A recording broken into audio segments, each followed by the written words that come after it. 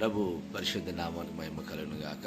మరొక దినాన్ని మనకు అనుగ్రహింపజేసిన దేవుడికి మరొకసారి నా ప్రత్యేక వందనాలు. ఈ క్రీస్తు ప్రేమ పరిచర్యల పక్షంగా మీ అందరికీ ప్రత్యేక ఆహ్వానం. ఈ ఉదయకాల వాగ్దానాల కొరకు ఎదురు చూస్తున్న దేవుడి సంగమా ప్రియులారా, మీ అందరికీ నా ప్రత్యేక వందనాలు తెలియజేసుకుంటూ, ఈ దినం మరి దేవుడు మనకిచ్చిన స్వతంత్రాన్ని బట్టి స్తోత్రం కలుగును గాక. ఈ దినం రిపబ్లిక్ డే. దేవుడే మనకి ఇచ్చిన ఈ గొప్ప స్వతంత్రం బట్టి స్తోత్రం కలుగును గాక. బ్రిటిష్ వారి యొక్క రికబంధ హస్తాల నుంచి భారతదేశం విడిపించబడింది, కానీ సాతాను యొక్క చేతుల నుంచి మనం విడిపించబడ్డాం. అందుకు స్తుతి చెల్లిస్తూ, సాతాను యొక్క చేతుల నుంచి మనం విడిపించబడడానికి సర్వాధికారి అయిన దేవుడే భూమి మీదకి దిగి వచ్చి మన కొరకు శిరలో మరణించి ప్రాణం పెట్టి మరణించి తిరిగి లేచడం ద్వారా ఆయన పునరుద్ధానుడై ఆ పునరుద్ధాన శక్తి మనకి ఇచ్చడం ద్వారా సాతాను యొక్క కబంధమైన హస్తాల నుంచి మనం రక్షించబడ్డామని తెలియజేయడానికి సంతోషిస్తూ, దేవుడిచ్చిన గొప్ప రక్షణకై స్తుతి కలుగును గాక. గలతీయులకు రాసిన పత్రిక 5వ అధ్యాయం 1వ వచనం చూసుకున్నట్లయితే, ఈ సుసంత్రం అనుగ్రహించి క్రీస్తు మనల్ని సుసంత్రులుగా చేసి ఉన్నాడు, కాబట్టి మీరు స్థిరముగా నిలిచి మరలా దాస్యమని కాడి క్రింద చిక్కుకొనవద్దని దేవుని యొక్క లేఖనం సెలవిస్తుంది. వీళ్ళారా, దేవుడే మనకి స్వతంత్రాన్ని అనుగ్రహింపజేసి సాతాను యొక్క కాడి కింద ఉన్న ప్రతి వారిని విడిపించి సుసంత్రాన్ని ఇచ్చిన ఈ గొప్ప స్వతంత్రాన్ని మనం అనుభవిస్తున్నాం.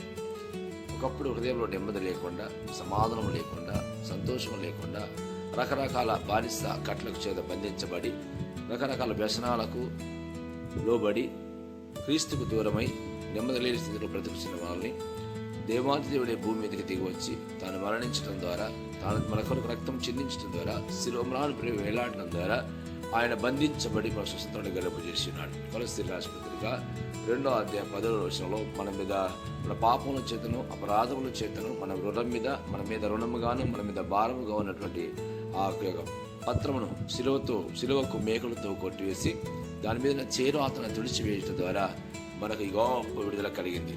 దేవుడు అధికారులు నిరాయుధులుగా చేసి బహటంగా తీసుకొచ్చి శిలువ చేత జయోత్సని మనకు అనుగ్రహింపజేసిన ఈ గొప్ప సుసంత్రంకి స్తోత్రము కలుగును గాక.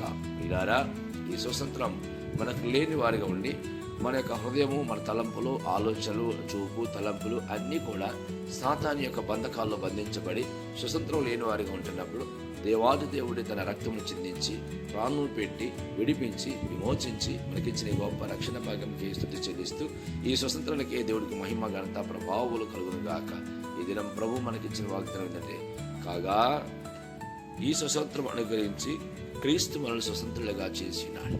నువ్వు ఈ రోజు వరకు ఏ బంధకాల్లో, ఏ చీకట్లో, ఏ బంధకం కట్ల మధ్య బంధించబడి ఉన్నావో దేవుడు అంటున్నాడు, నీ బంధకాలన్నీ నేను తెంపివేసాను అంటాడు.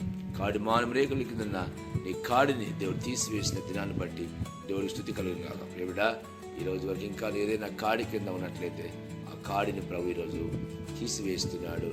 నమ్ము, దేవుడి క్రియ మన పట్ల జరుగును గాక. ఆమేన్, ఆమేన్, ఆమేన్.